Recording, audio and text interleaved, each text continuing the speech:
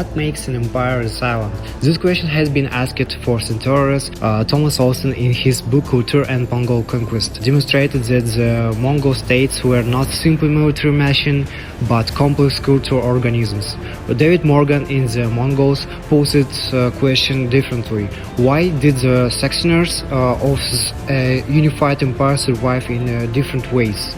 This question at the heart of our presentation. Our research question is: why did the Golden Horde last over 2060 years, while the Yuan lasted only about 100 if the both emerged from the same sources? The answer, as we will show, lies fundamentally different strategies and integrating with local population. Before analyzing, consider two case primary sources. William of Naples, who visited the Mongol court 2453, portrays the Mongols as a closet and distinct ruling caste, maintained their own traditions, language, and clear separation from conquered peoples.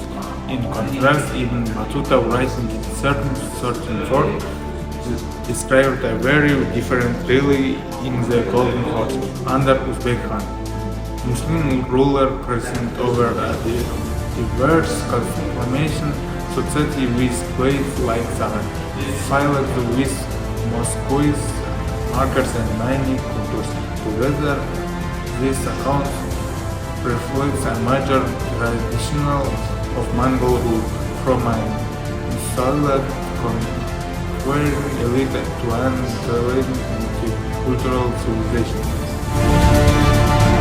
The Yuan dynasty is an experiment in power through division. Kublai Khan introduces a system of 4 estates: Mongols, Arlan peoples, Northern and Southern Chinese. Chinese officials are removed from high positions. The language of power is Mongolian. The religion of the court is Tibetan Buddhism, far removed from the Confucianism of the majority. The Mongols deliberately remain outsiders, strong but outsiders.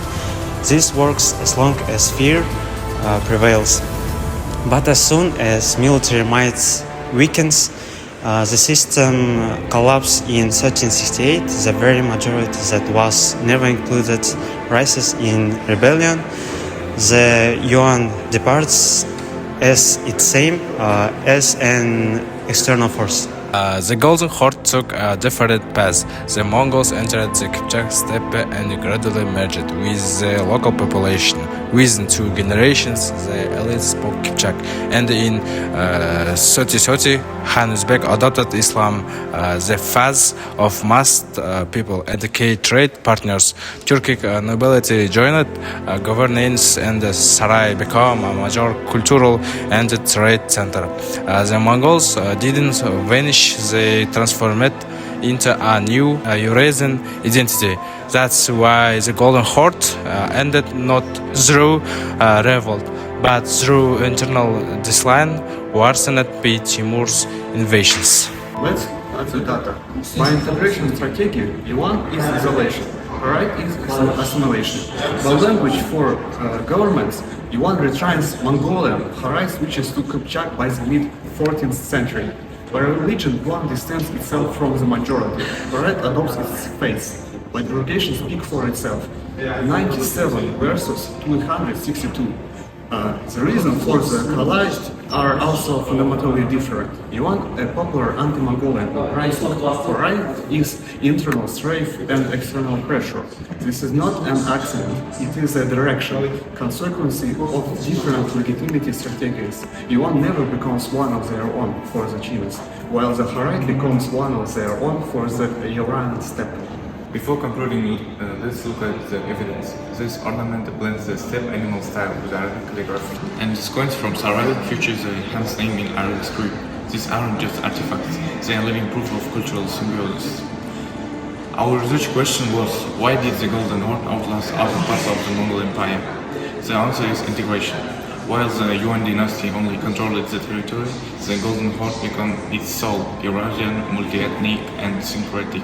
Ultimately, the resilience of an empire is determined not by the force of the conqueror, but by the readiness to become part of the world they govern.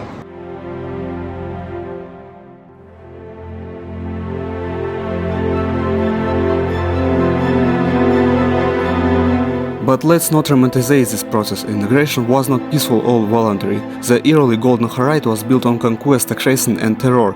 The Rus princes paid tribute for over 2 centuries.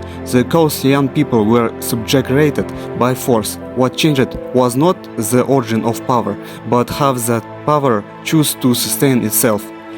The Mongol elite faced a choice every empire eventually faces: remain foreign rulers extracting wealth or becoming legitimate ruler embedded in society. The one chose extraction. The Golden Horde gradually and pragmatically chose legitimacy. The shift was not ideological, it was survival. When Uzbek Khan embraced Islam, he didn't do it out of spiritual consequence alone. He did it because the Silk Road merchants that settled population, the Turk nobility that all responded to a ruler who spoke their language, literally and culturally. Legitimacy in the steppe world come not from bloodline alone, but from belonging. And that is the deeper lesson here. The Golden Horde didn't survive despite assimilation, it survived because of it.